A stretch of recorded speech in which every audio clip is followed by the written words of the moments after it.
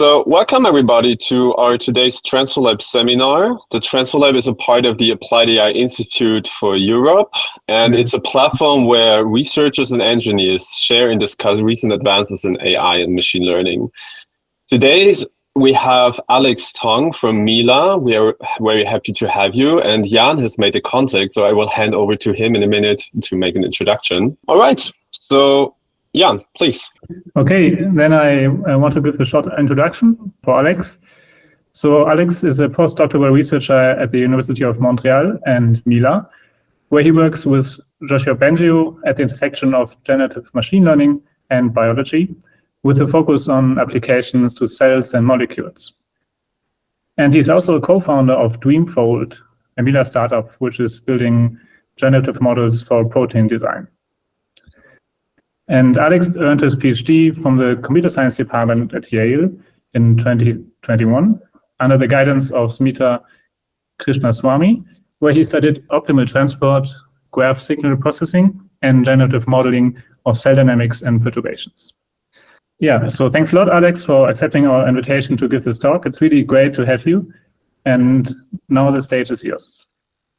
Thanks so much, Ian, and glad to be here. So I'm going to be talking about flows. I think I forgot to change the title, but basically I'm talking about flows and optimal transport and then some applications of it. I started a while ago in optimal transport and then, figured out that these flows actually are very similar. And so sort of lots of relationships between the two. And so we'll see this and sort of how it's useful in different generation tasks. So I'd just like to start out with this, right? Like I think the big motivation is really this works quite well, right? So Stable Diffusion 3, which just came out earlier this March, right, is using flow matching instead of diffusion in the latest version.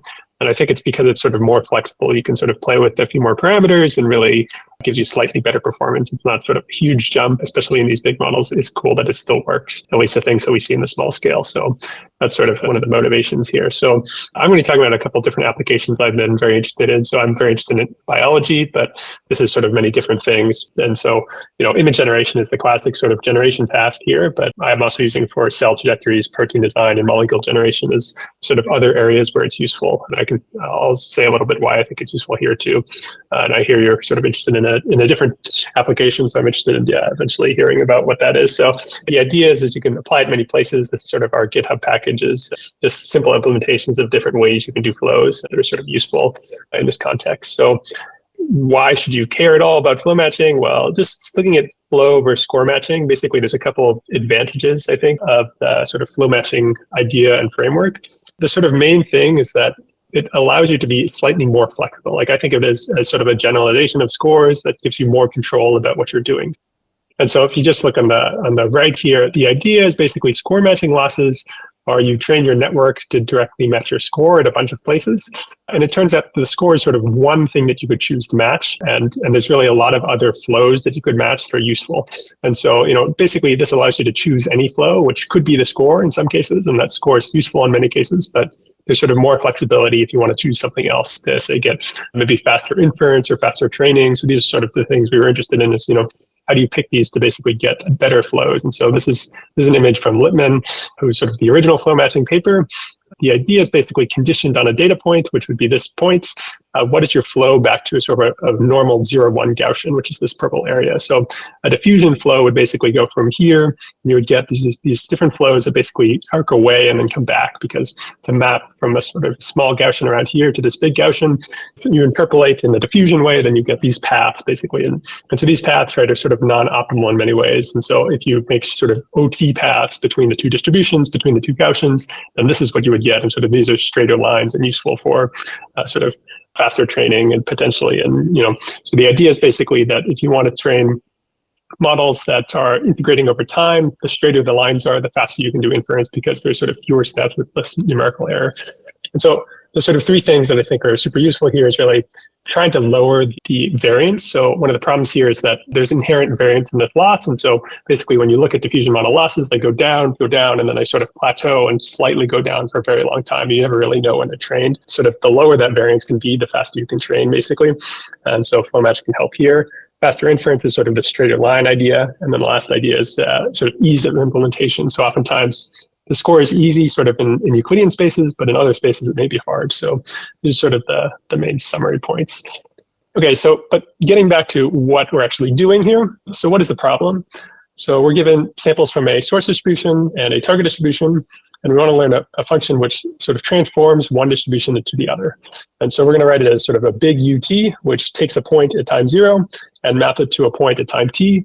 And so that's sort of depicted down here. So if you took a sort of one of these black points, then you can see the sort of flow of UT over time.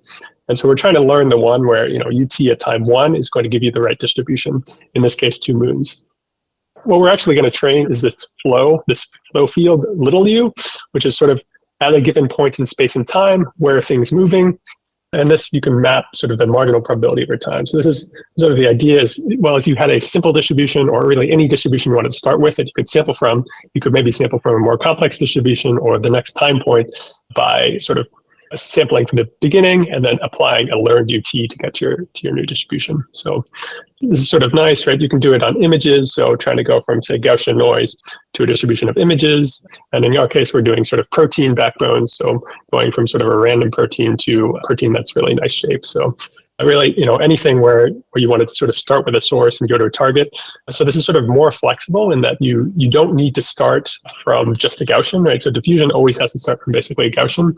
But here, if you're doing flows, we really care about starting from anything. So that's helpful when you have, say, a good prior, or if you want to go from images to images, or if you want to map things actually over time, right, and do simulations. So that's sort of where I get into it actually is like, if I want to do simulations of cells, that's really, I have to start from somewhere and go to somewhere, not just start from the Gaussian. So that's where I sort of originally came to this problem. So just going back to the beginning and sort of what are normalizing flows? This is sort of where sort of flows originally started as the easiest way. And basically you want to build a invertible U. So actually what I talked about, right, this UT is invertible, which is nice because it's an ODE. So ODEs are invertible by nature approximately, but sort of the flow function doesn't have to be invertible, but UT will be invertible as long as there's sort of some conditions on the vector field. So that's a nice way to make it invertible function, but there's sort of other ways. So normalizing flows, if you construct your architecture very nicely, then you can make an invertible U, and it allows you to go from a simple distribution, apply this U, and then really use the change of variables to calculate the log probability time 1. And so why do we care about this? What we care about basically is like training to train this. I want to maximize the log probability of seeing my time 1 distribution. So all I have to do basically is maximize this probability and then use this equation to find the probability and just auto grad through it. So it's really sort of a simple way to train by maximum likelihood. As long as I have the likelihoods, then I'm good to go. That's nice, but how do we do sort of deep things, right? So, well, really you can just stack them all together. So if you had a big U, then you could stack a bunch of little U's that are easy transformations and then use change of variables in sort of a chain row way and just do exactly the same thing. So, deep learning flows is just this. And to go to continuous, all you have to do is really take an infinite number of layers, right? So in practice, of course, nothing's infinite, but you just take a lot of layers and instead of thinking about a sum, you think about an integration. And the sort of chain rule still works out. There's sort of a nicer formula that you don't have to do as complicated things. It's actually faster to take the sort of change of variables in continuous time, at least in sort of in terms of dimensions. So it's sort of a quadratic term instead of a cubic term in number of dimensions. But of course, you have to do a lot of steps over time. So it's annoying that way.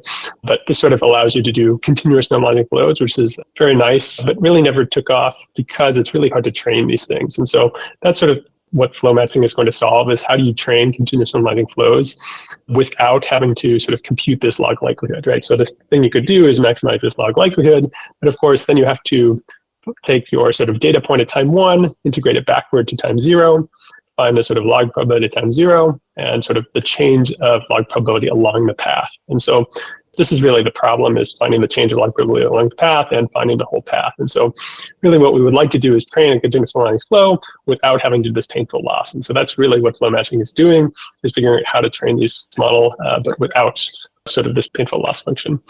And so, yeah, what this looks like, right, is like you're taking the simple distribution and just really mapping it over time. And so, right, it's easy to sort of go from simple to complex if you're sort of splitting mass and learning this vector field. Okay, so flow matching, what is this idea? Well, the idea is we really want to use a regression like we would want to do in diffusion. And so one idea, well, okay, the simplest thing is if you have a really simple flow, right, if I knew my simple flow UT at every point, I knew the marginal field, that would be great because, well, I could just train my vector field to match at every point, and really I would get a thing that matches the right distribution. But that's, of course, not exactly what's going to happen because none of our UTs are easy enough to compute. And so the question is, what UT should we use to regress against, and what will give us the right answer? And so it turns out there's sort of many choices for UT, right? Like there's sort of many different fields that would give you a flow between two distributions. So this is just showing, right, like 4 different choices of methods, what flow you would get. It's only talking about sort of like why you might want to choose OT, for instance, and sort of what different choices give you. So like VP stands for variance preserving, for instance, right? That's kind of an interesting idea. SP stands for Schrodinger bridge. Action matching is a sort of different way of doing it, but similar ideas. And so, it's sort of a choice of how we get there, but of course, there's many different ways to get between the two distributions. And so really you get to sort of choose which UT you use to get between two distributions. So this gives you sort of a choice on how you, so these UT and PT are related because basically UT is sort of, each PT is the distribution over time. And there's sort of a set of UTs, many UTs, but really one that's most useful that gives you the mapping of PTs over time. So choosing sort of the pair of PT and UT that you want is sort of one of the big choices in flow matching. And so you could choose UT to be, for instance, the score, right, which gives you a nice idea, but really could be anything. So what is conditional flow matching? Well, the real idea here is that, complex flows are hard, but flows between Gaussians are simple. And so if you can describe a flow between complex distributions as sort of a flow between mixtures of Gaussians or infinite mixtures of Gaussians, then it's really easy because if we can take all these things and move them together, sort of marginalize over them, then we can get a flow between complex things, which is just a mixture of simpler flows. And so sort of depicted here on the right is we can sort of pick random points. The idea is going to be we're going to pick random points from the beginning and the end and learn sort of simple flows between the pairs of points. And this sort of mixture is going to give us a flow between any distributions we want. So that's sort of the big idea. We'll see sort of different ways to think about it. I'll sort of start with the math and then go to the sort of geometry. And so sort of the main idea, right, is going to be that we're going to regress against these conditional flows, sort of like we're regressing against conditional scores, and then it's going to be equivalent to regressing against the marginal flow. So the sort of theorem here is that there's sort of this marginal UT, right, which is the field that flows between these sort of PTs, but that's going to be a mixture of conditional flows. So Z is going to be a conditioning vector, and it's going to be a mixture in this very specific way. And if you look at this carefully, I think about it as the law of total probability because, we're integrating over Z. Basically, we're marginalizing Z out, and then we get sort of a PT times UT is equal to the marginalization over Z. So we're sort of going to mix all these conditional flows together and get the marginal flow. So as long as the marginal flow is sort of in this form, then you're going to get this thing to hold. So what does this say? So when I'm doing a loss, right, a loss with respect to theta, gradient with respect to theta, then I'll sort of sample a random point in time. I'll sample a random point in sort of the probability of distribution at that time, and then regress directly sort of the network v theta against the flow UT. So this is really hard, right? Because this is the marginal flow, but this is really easy because it's a conditional flow. So if the conditional flow, say, is a flow between Gaussians, it's much easier, right? So here, instead of sort of sampling from T and then sampling from PTX, which is hard, I'm going to sample from T, sample from QZ. And so one thing I think, so what is Z? One easy thing to think about is, in this case, C is sort of a pair of data points. From the pair of data points, you sample sort of along the path, and then you regress. So that's the sort of general idea, is that this is the math.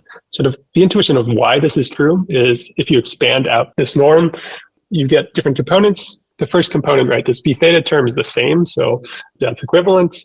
This last term is different, but remember, it doesn't depend on theta at all, right? So this is the key. Well, if you're taking the gradient with respect to theta, then these terms just go away.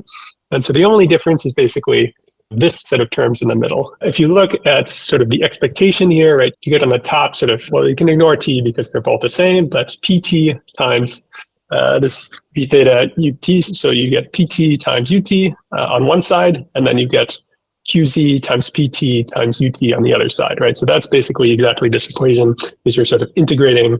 And so when you substitute back in, then you're going to get this to be equal. Maybe it'll be helpful if I explain it in a sort of geometry way before going into this. Okay, yeah, so I guess geometry may be nicer. So how do we think about this? So in diffusion or in sort of the original flow matching, you take a point from your data set and then you take a small Gaussian around it and you map it to a big Gaussian at time 0. And so you sort of mix all these things together. So the idea is you're going to get a flow, all these flows that sort of go from normal 0, 1 to all your data points. And so, right, we can think about QZ as sort of the distribution.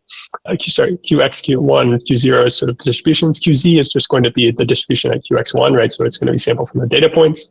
And then you're going to have your conditional probability paths, which are going to be sort of Gaussians that interpolate between a narrow Gaussian around your data point to a wide Gaussian around the normal 0, 1. And so then you can think about sort of the mixture of them as at any point in time, you get the sort of some conditional probabilities, at the time. And so then you can sample sort of looking at the PT would be sort of the distribution at that time would just be the mixture of all these conditional PTs. And right, I was talking about sort of easy Gaussian flows. Well, it turns out that there's sort of a very nice formula that says, well, if you look at the math, then the flow for a Gaussian will be, you can parameterize in terms of sort of the change in the standard deviation over time, which is sigma t prime, so the ddt of sigma t, and sort of the change in the mean, and also the sort of current mean and standard deviation. So basically, it says, well, give me two Gaussians, I can easily give you the flow that at any point in time will give you sort of how to get from one to another. All you have to do, right, is parameterize this sort of what is sigma t over time and what is mu t over time, and that gives you the right way to go between two Gaussians. If you say like mu at time 0 will be this, and mu at time 1 will be this, and sigma at time 0 will be this, and sigma at time 1 will be the other thing. So so the marginalization, right, generates the PT as long as this is true. And so this allows you, right, this is sort of one choice you could do, but there's many others, right? So the first case is like if you just consider your data points and you can map to sort of a distribution normal 0, 1 or any Gaussian really. This is sort of similar to initial diffusion. If you pick the parameters correctly, then you can get exactly diffusion.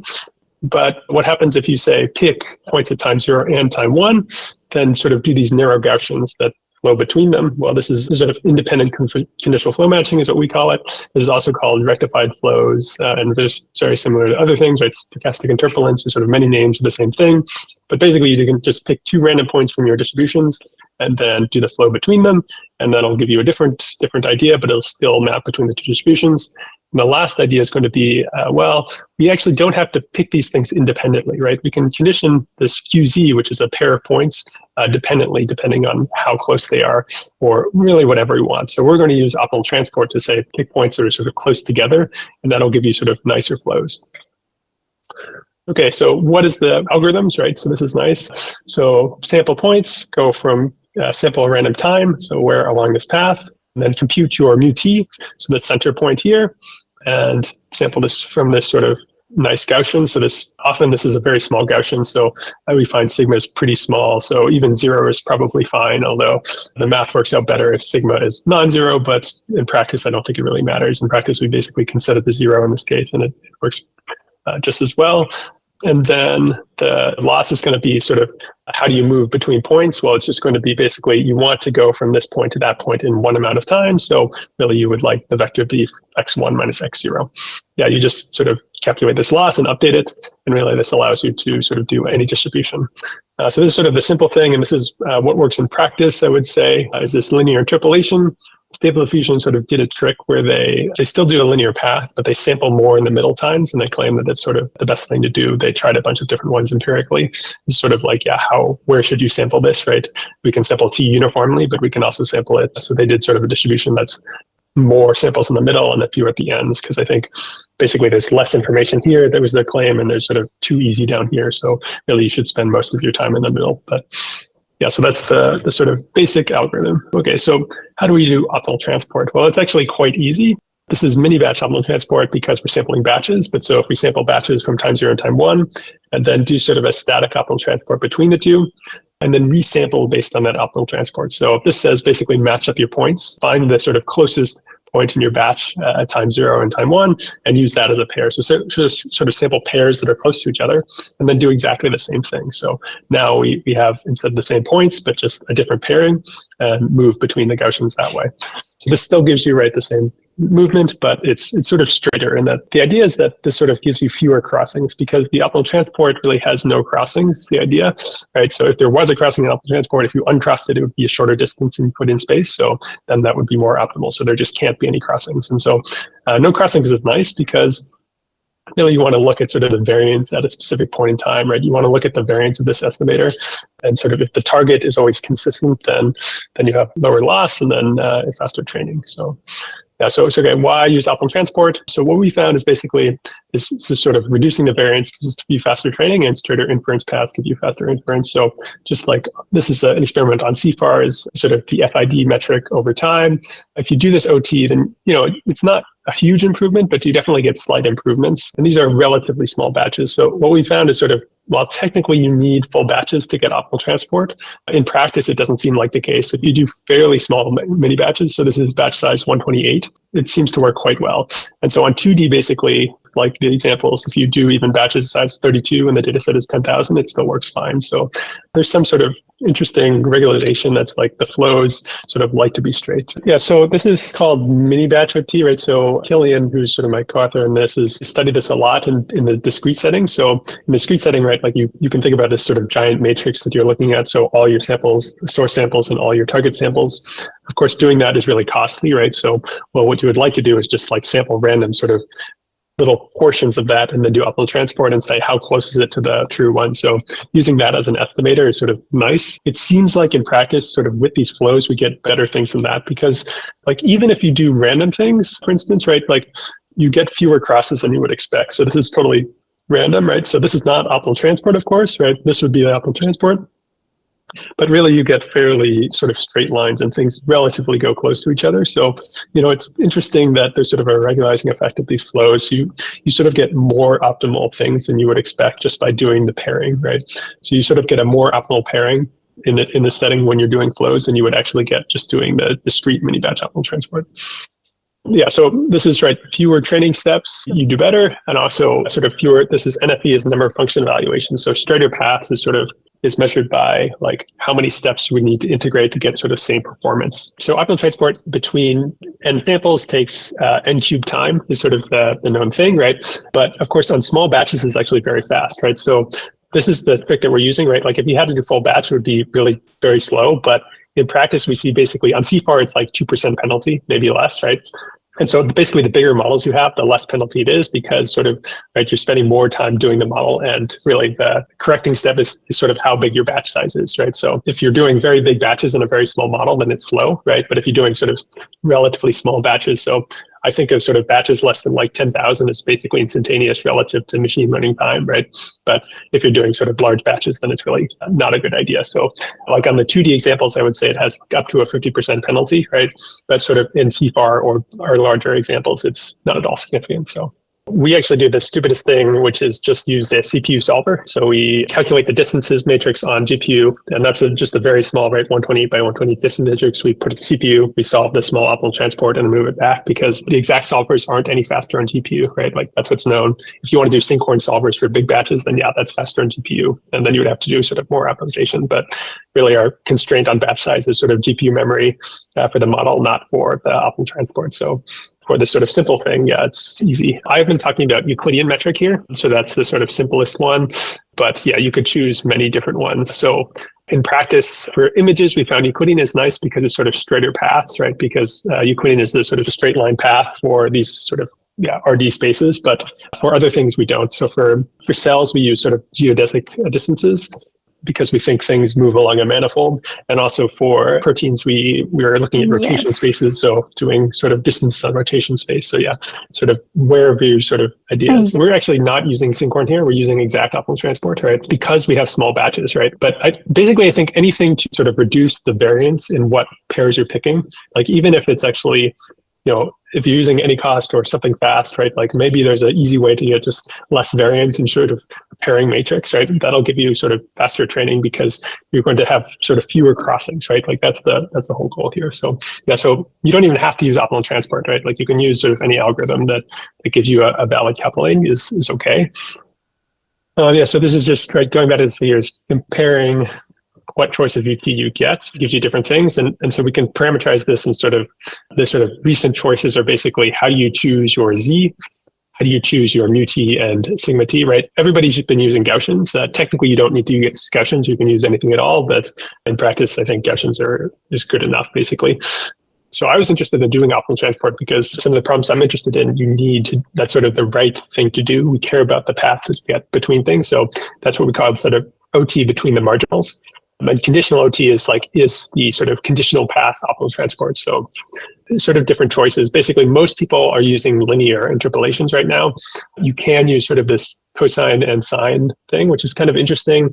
It sometimes gives better results. We don't know why, but it's something to do with like sort of in diffusion, we know that you sort of want to maybe focus on sometimes more than others, and it sort of gives you the right focus and maybe allows you to train slightly better. But yeah, so the biggest models basically use the straight line because it gives you the inference advantages too. And then how you choose sigma T. So most of them are like 0 or a small value. But we've also been looking at sort of Schrodinger bridges, which is the stochastic version. And there you sort of want a sigma that gets bigger in the middle and small at the ends. It's sort of related to these Schrodinger bridge problems. So it's sort of, right, so for Schrodinger bridge problems, you want to choose the sinkhorn, which is the entropy regularized optimal transport. For the standard ones, we just choose the sort of exact optimal transport. Yeah, so just remembering OT. So if you have an OT matrix, then you're trying to find this cost, sort of this pairing, right, which is really the exact, here's where mass goes. And so in practice, we have sort of uniform distributions over two things. And so we'll get sort of a permutation matrix that tells you what the closest things are. This takes over n cube time, is sort of fastest on CPU. And so that's why we sort of move things from GPU to CPU. We move this cost matrix to CPU and then move it back to this calculation and then figure out what pairs to go. And that moves back to the GPU. And so entropy regularized transport is where most OT is, right, at the larger scale. So this is the idea that, yeah, you want to add this entropy term, which gives you solutions that are sort of more smooth and it's easier to solve because you can do it by iterative fitting instead. And so, we use this as sort of an idea for the stochastic. And if you really want to do big mini batches, it's also useful. But we sort of found a trade-off between mini batch OT sort of has less theory guarantees than entropy regularized, but it often performs fairly similarly. And so it's faster for our cases because you have to sort of solve a lot of small problems, which is sort of the more deep learning, friendly way to do it. So it's sort of less guarantees, but still performs fairly similarly. So we use that instead. But it's useful for this sort of problem where you're doing sinkhorn. And so there's a deep relation to Schrodinger bridges, which I'll talk about in a second. So yeah, all you do to solve it basically is you take this Gibbs kernel, which is the cost matrix, to exponent and the regularization parameter, and then you can do iterative scaling to find the sort of so this is the Gibbs kernel, and then you find the sort of the scaling vectors that give you the right pairing. So yeah, this is sort of O of n squared. So on bigger problems, definitely faster, I find. On problems less than 5,000, it's really not any faster, at least in practice on CPU, right? So that's a sort of trade-off. Cool. Okay, so I guess I'll talk a little bit about stochastic things. So one of the things we're interested in, right, like is flows are nice. So there's sort of this tension between sort of deterministic dynamics and stochastic dynamics. There's sort of the current thinking is like in high dimensions, stochastic is a slightly more robust but slower, and in sort of lower dimensions, like the sort of faster and less robust deterministic dynamics is sort of where you want to go. And so there's really a trade-off between the two. And so what we're interested in is like, well, we have flow matching, which is sort of fast, and now can we add back in sort of right, what is the relationship between the frameworks, and sort of this relates to Schrodinger bridges, and which I'll show in a second. So what's nice is basically we want to look at the sort of stochastic dynamics that have the same marginal distributions as the deterministic dynamics. So this really, like, you can transform between the two. So the math here is basically that you have a probability flow ODE, maybe you start here, right? So if UT hat is your sort of ODE flow function, then the stochastic one is your stochastic drift is going to be UT, and then you're going to subtract sort of this scaling of the score to get your deterministic dynamics. So it turns out that basically if you flow with this stochastic dynamics, it'll give you the same probability flow using this ODE. And so there's sort of a relationship between, if you knew the sort of stochastic drift term and the score, then you could get to the deterministic probability flow ODE. To do this, basically all you have to do is add this score matching term. So if we had this flow matching loss, if we add just another exactly the same term that's sort of matching the score, so the gradient of log PT, and this is also easy because the score of a Gaussian is easy, we can do exactly the same transformation for the score, right? So, viewing this sort of flow as a sort of generalization of the score. You can just add as many terms as you want. In fact, you could regress the sort of the sum of these directly, right? Or keep them separate. And so, yeah, we call it score and flow matching because you can sort of just learn both terms at once. Adding them together gives you a way to do sort of stochastic dynamics. The way to think about this maybe is like you're learning the sort of flow, but then you're also learning the score, and sort of the mixture of these, dependent on G, is the way you get sort of the deterministic dynamics or the stochastic dynamics. Schrodinger bridges are nice because they're nicely formulated in the mathematical sense. So these letters are stochastic processes. So really you can think about them as like, here is the sort of stochastic dynamics that is most similar in KL divergence to some reference distribution, which is often Brownian motion. So just like how similar it is to not moving at all, right? So this is sort of how things would evolve with nothing, sort of just like heat diffusion basically. But then you're looking for sort of the most likely stochastic process given that you've observed it at 2 time points. And so what can be shown is that these sort of diffusion Schrodinger bridges, so as long as Q is this Brownian motion, are of this form. They're sort of a mixture of conditional Brownian bridges. So Brownian bridges look like this. So it's a linear interpolation of the means, and then sort of this term, which is sort of says it's like a Gaussian process term, basically, right? Like you're determined at both ends, but then you have a variance that is sigma squared times t times 1 minus t in the middle. And so what's nice about this, right, is really that this says basically if you solve the entropy regularized transport, the static one, and then do sort of a mixture of bridges, these Brownian bridges, and you can solve the sort of diffusion Schrodinger bridge problem. And so that's what we use, right? Like now we can learn sort of both the deterministic dynamics, but also if we have sort of something close to the entropy regularized transport, then we can get really close to diffusion Schrodinger bridges. Yeah, so sort of, right, like learning the deterministic, you can just go to add the score and get sort of more robust things. That's what we think, although we haven't seen that always, but in general, we see it's, at least on proteins and images, it's sort of slightly more robust, but it's definitely slower because we don't have like good methods to integrate SDs as much as we do ODEs. So ODEs, we have sort of these fast, higher order solvers. The SDs, basically everybody uses this Euler time steps. I think about this in the intuitive sense, but I think what it means in practice is basically, okay, let's take a point from your source distribution maybe, but something that you haven't seen before, right? Like if I started this source point, in the ODE dynamics, I'm going to get something really weird because, well, I've never trained anywhere here, right? But the stochastic dynamics, I'm adding this score function, and the score function around a point, right, says everywhere basically points towards the point. And the further away you get, right, the more you point towards it, right? Because the term is basically the gradient of the Gaussian. And so it's just the point you're going to minus your current point over your standard deviation, right? So basically you're going to move there in one step. And so really the further away you get with score, the more likely you're going to hit a data point.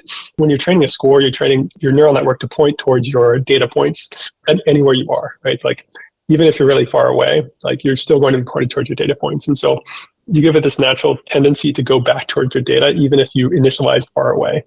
It's not a precise notion. We haven't been able to make it precise, right? Like, what does that mean to be sort of more robust? Like, you would like to show basically, like, if you have an initial distribution with some, say, Wasserstein or KL divergence different from your trained with distribution, then you would get, more closer to your sort of final distribution. But we haven't been able to show that. I think it's pretty hard to show, but maybe there's a way. But that's the sort of sense is like more robust to where you started or more robust to where you are, because sort of you're training at more points too, right? Like think about just 2 points. If you're just training along the straight line, like if you're anywhere else, basically you have no idea what's happening. But if you're training with this Brownian bridges, then technically your distribution is supported everywhere. So you're going to sort of sample everywhere, and everywhere is going to point towards your data point at time 1.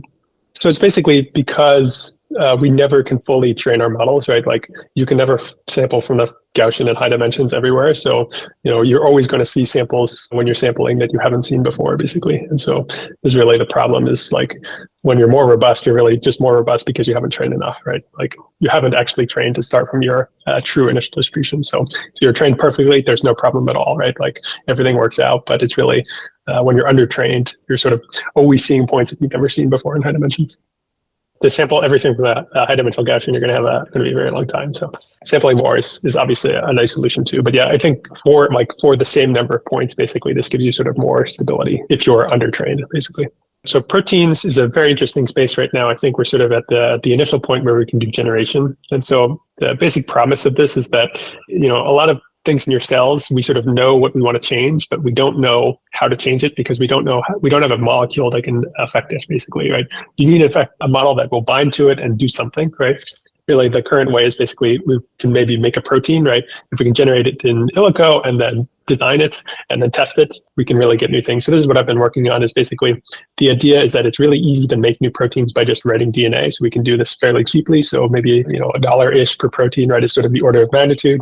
But the basic idea is we want to design new shapes. And so really designing in 3D is sort of the right way to do it because, well, these things exist in 3D. And so the sort of method here is going to be, how do we make new shapes of proteins? And so flow matching is sort of the right tool for the job. And I'll talk about a little bit why, but the earliest works are based on diffusion. And so this builds off of them, sort of replacing the diffusion with flow matching. And this sort of gives better results. So this is going to come out in iClear, but when you look at sort of ICML, there's, I would say, 8 or 9 submissions with flow matching for proteins, right? And almost none for diffusion because it's sort of the right tool for the task in this sense. Why is it the right tool for the task? So we designed sort of 3 different methods, right? So this is sort of base, which is sort of random pairings, OT, which is OT pairings, and then SFM, which is the stochastic pairings that I was talking about. So sort of 3 variants with different things and exploring, well, how does what we learned on images, and I was also experimenting on cells, apply to proteins. The structure determines its functions. There's lots of sequences, right? So a protein is really a string of amino acids. That's one of the representations. So there's sort of 20 different amino acids, and depending on the length, so most of our interesting proteins, I would say, that were sort of therapeutically interesting, or at least are sort of less than 200 amino acids, but still a giant space, right? So even like 20 is like 10 to 300 because it's 20 to the 20, right? But there's just a giant design space, and we really want to find the ones that are useful. The problem is that, well, if you just make a random protein, it's basically not going to be stable. It's not going to exist in a reasonable form. And so we would like to design proteins that will exist in real life. And so what we call this is basically, we want to design a 3D structure for which there exists a sequence that will fold into that structure. So that's the sort of idea, is we're going to design in 3D space and then look for structures where there exists a sequence that we can make it in the same way. We worked on sort of unconditional. We just want to design stable proteins, but in the future, sort of working on how do you condition it and how do you design things that will bind to something or have a specific function is the idea.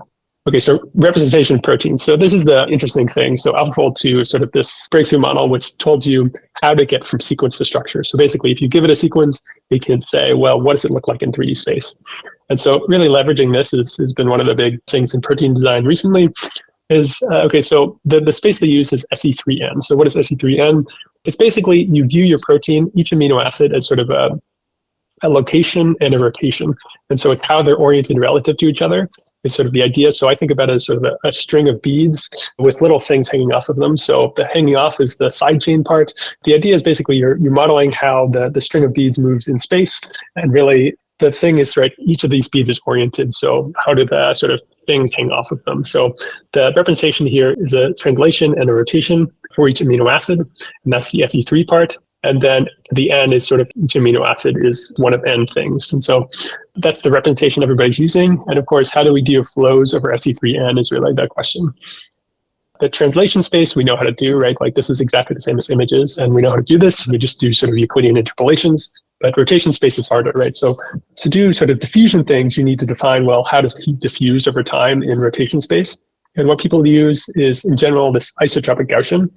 And so this is very ugly. So W is equivalent to the mean, and T is equivalent to the standard deviation. It's called sort of the scaling and the location. But this is the formula for it, right? This is the density. This is a very ugly density, basically. When you try and take the gradient of the log of this, then you're going to have a really bad time. And so that's what people are starting to do, basically, with the first 2 sort of first ideas about diffusion of rotation spaces. But when we move to flows, right, flows are much easier of rotation spaces because moving in rotation space in a straight line is much easier than trying to define sort of how heat would diffuse over rotation space. And so this is sort of, this log is in terms of the manifold logarithm, right? So the log map. And so this is the log at RT going towards R0 over time. And so this says basically take my current point of time and try and say, well, how fast should I go towards R0 to get there in T amount of time, right? That's all you need to do. And this operation is much easier. So this is a simple, you can just do it. And so that's really the advantage here is in rotation space, especially this implementation is much easier. So there was even a bug in this initial one. So there's sort of multiple versions of frame diff, and that it was hard to get this to work correctly. And they sort of do some caching to figure out, well, this is too slow. So now we cache things at various points, and a hard engineering challenge to do. So, but instead we can just do this on the fly. So that's the sort of advantage here. Yeah, so the weird thing about protein design is, well, how do you evaluate them? And so I said sort of you want to find a structure where there's a sequence that folds back into it. And so that's basically the whole idea here is you generate a structure. You have another pre-trained model that takes your structure, turns into a sequence, and then you feed those sequences back into a different folding model, which gives you another structure. And then you say the structure is good if these two structures are similar. So root mean square deviation is low. And so that's most of the evaluations. We say a protein is designable if it has low root mean square deviation. And so this is sort of the very complex measure that we get to say, are the sort of generated samples good? Very not perfect, but sort of the best we have. And so the reason that we do it this way is because this sort of measure correlates with how well it works in practice if you actually make it in real life, right? So somebody showed this previously. In practice, in the last basically year or two, we figured out that inverse folding is much easier than folding. And so the current model that everybody uses here is called protein MPNN. And this model has 1.6 million parameters and is trained on 20,000 examples and seems to work awesome. Like nobody does better, even if you scale to 1 billion parameters. Nobody knows really why, but it seems like it's very easy, or maybe there's just a lot of sequences that give you the same structure, right? So it's easy to find a sequence given a structure. So if you look, basically the top models get like 60% sequence recovery, which is, I think, way higher than I would expect, right? There's 20 amino acids, so you would expect, something like 5%, right? If it was random. So there's definitely patterns that are there, right? But there's still a lot of, variability, and you can, basically you feed it in, you get the current way is to get 8 sequences and then refold 8 of them and find the best one, right? So definitely not a perfect thing, but yeah, this is the weird metric. And so, yeah, basically what we find, we measure a bunch of different things, right? But we generally find it faster. And I think this is for a combination of regions. It's mostly better implementation in many ways, right? But also there's many fewer operations in calculating this flow instead of doing this computation. We looked at interesting differences between the models, right? So like what is the difference sort of by doing independent sampling, optimal transport, and stochastic? And so basically we found optimal transports that give you the most designable things. But if you add stochasticity, you sort of can operate more outside of the space. And so my intuition here, right, is like OT is sort of sampling only paths, only things basically close to your data, right? Like, and base are sampling things only close to your data, especially at times near your data, right? Where this stochastic bit is sampling more randomly. So you've sort of explored more of the space, and it may be sort of more robust outside of the space you've seen, right? So the post hoc guidance, it's weirder, still works is the short answer, right? People do it, but it's not as nice because it's not like adding basically to log probability. So you don't really get a posterior, but you don't really get a posterior anyway unless you've trained it. So post hoc guidance, right, always is a hack unless you train it on sort of the noisy samples. And so if you train it on the noisy samples and it works in diffusion context, it's also the same in flow matching. Basically, if you have a time-dependent classifier trained on your PT over time, then you can do it. But sort of, yeah, post hoc guidance works in the same way. It's sort of hacky if you haven't trained on the noisy samples or the samples that go in your flow. But sort of the classifier guidance works exactly the same way. In images, I think it's a good application. In proteins, an application. And sort of the thing I didn't talk about is sort of dynamical systems. I think this is another good application. So we're doing it in cells, but yeah, there's sort of many other systems which would be interesting. So thanks for listening, and yeah, let me know if you have any more questions.